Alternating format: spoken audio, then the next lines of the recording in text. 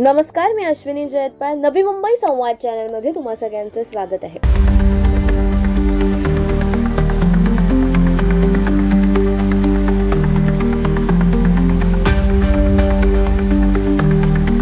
मेट्रोचं असलेलं ब्रिज, त्याच्या खाली पार्किंग रिकामी करून त्या ठिकाणी आम्ही आमचं आंदोलन तिथून आमचं शिडकोला जाणार आहे. आणि तिथून येण्याच्या गाड्यांसाठी अर्बन हार्ट जी जागा आहे, जी चौकात आहे मेन, त्या अर्बन हार्टच्या जागेमध्ये तिथे गाड्या पार्किंग होणार आहे. आणि त्या मेट्रोच्या ब्रिजखाली आमचं सगळं आंदोलन असणार आहे. तिथून आम्ही शिडकोवर रोहितदादा आल्याच्या नंतर, शशिकांत शिंदे साहेब आल्याच्या नंतर धडक मोर्चा नेणार. या आंदोलनकर्त्यामध्ये आपण बघाल, काल बेलाट पेअरला झालेल्या प्रेस कॉन्फरन्समध्ये रोहितदादांनी आवाहन केलेलं आहे की ज्यांच्यावर अन्याय शिडकोनी केलेला आहे अशा सगळ्या शेतकरी प्रकल्पग्रस्तांनी त्यामध्ये सहभागी व्हावं.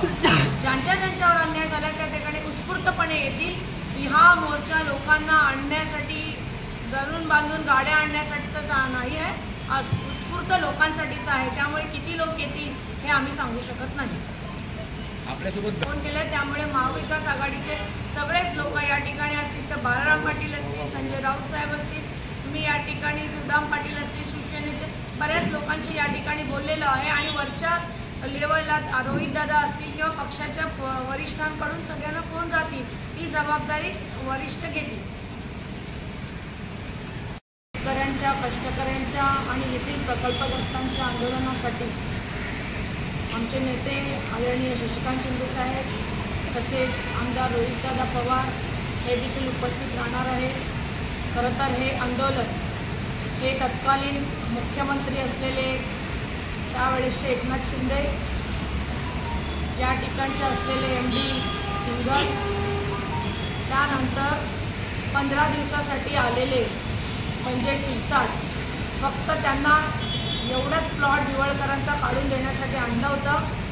त्यामधील 8 दिवस त्यांना वर्किंगमध्ये भेटले आणि त्या वर्किंगमध्ये पहिल्याच दिवशी आल्याच्या नंतर त्यांनी जी काय कॅबिनेट या ठिकाणी घेतली, सिडकोची जी काय पहिली सर्वसाधारण सभा होती, त्यामध्ये हा प्रस्ताव मांडला गेला.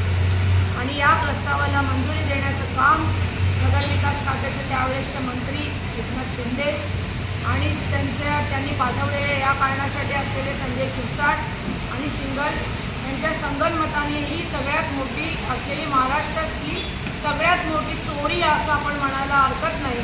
शेतकऱ्यांच्या तोंडाला, कष्टकऱ्यांच्या, प्रकल्पग्रस्तांच्या तोंडाला तुम्ही पानं पुसता. आदरणीय पवार साहेबांनी आणि दिवा पाटील साहेबांनी या ठिकाणी शेतकऱ्यांसाठी खऱ्या अर्थाने 12.5%चा निर्णय आहे. पण ते 12.5% हे एक देशद्रोही असलेल्या दिवळकरांसाठी तुम्ही वापरलात. खरं तर हा प्रकरण आपण सांगितल्याप्रमाणे नाट प्रविष्ट असताना सुद्धा त्यांनी प्लॉट देण्याचं धाडस केलं. 61,000 चौरस मीटरचा त्यांना प्लॉट मिळाला आणि त्यातील 8,000 मीटरचं प्लॉट त्यांनी आतापर्यंत बिल्डरला अलॉट केलेलं आहे. हे धाडस त्यांनी केलेलं आहे. खरं तर आम्ही उद्या जे चाललो आहोत ते त्या संबंधित असलेल्या शिरसाटांचा राजीनामा मागण्यासाठी शिडकोकडे चाललेलो आहोत. आणि त्यावेळेस सगळे लोक जे आहेत ते कष्टकरी, प्रकल्पग्रस्त रस्त्यावर उतरणार आहेत. खरं तर शिडकोला जागा येण्यासाठी आम्ही सगळे चाललेलो आहोत आणि आम्ही ढिगभर पुरावे त्या ठिकाणी घेऊन जाणार आहोत. आणि त्या पुराव्याच्या अभावी त्यांनी त्यांचा राजीनामा त्वरित द्यावा, हीच उद्याची आमची मागणी असणार आहे. उद्याचं आंदोलन 10,000 कोटीचा भ्रष्टाचार झाला. भ्रष्टाचार तर सोडा, पण जे मूळ निवासी आहेत, जे 12.5% जे मूळ हकदार आहेत, यांना आत्महत्या करावं लागतात. परंतु या शासनाचे डोळे उघडत नाही, शिडको प्रशासनाचे डोळे उघडत नाही. त्याच्या विरोधात आवाज उठवण्यासाठी रोहित पवारांच्या नेतृत्वामध्ये, आमच्या पक्षाच्या नेतृत्वामध्ये, तसेच सर्व महाविकास आघाडीच्या पक्षाच्या नेतृत्वामध्ये उद्या आम्ही साधारण 11 वाजण्याच्या आसपास शिडकोवर असा भव्य मोर्चा काढणार आहोत. त्याची सविस्तर माहिती आमच्या भावनाताई तुम्हाला थोड्या वेळात देतीलच. परंतु नव्या मुंबईमध्ये चाललं आहे का? स्वर्गीय दिवा पाटलांच्या प्रेरणेने शहर बसलं, पवारसाहेबांच्या प्रेरणेने शहर बसलं. भूमिहीन ज्यांच्या जागा प्रकल्पामध्ये गेल्या त्यांना 12.5%ची सवलत मिळाली. हा निर्णय पवारसाहेबांनी मुख्यमंत्री असताना आणला. आणि त्या निर्णयाचा अशा पद्धतीने चुकीचा वापर करून विद्यमान सरकारने, त्याच्या मंत्र्यांनी सिडकोचे अध्यक्ष असताना अपात्र असलेल्या व्यक्तीला 12.5% जमीन दिली हजारो कोटीचा भ्रष्टाचार झाला. ट्रायपार्ट ॲग्रीमेंट देखील झाले. आमची विनंती आहे महाराष्ट्राच्या मुख्यमंत्र्यांना, मी काल परवाच मुंबईच्या संदर्भातच्या मेकओव्हर संदर्भात बोलला, हे प्रकरण तातडीने तुम्ही रद्द केलं पाहिजे. सुप्रीम कोर्टामध्ये म्हणजे जरी हायकोर्टाने निवडकरांच्या बाजूने निकाल दिलेला असला तरी सुप्रीम कोर्टामध्ये महाराष्ट्र शासन आणि सिडकोने 2015मध्ये SLC दाखल केलेली, त्या SLCवरनं त्यांना स्थगिती मिळालेली आहे. प्रकरण न्यायप्रविष्ट आहे.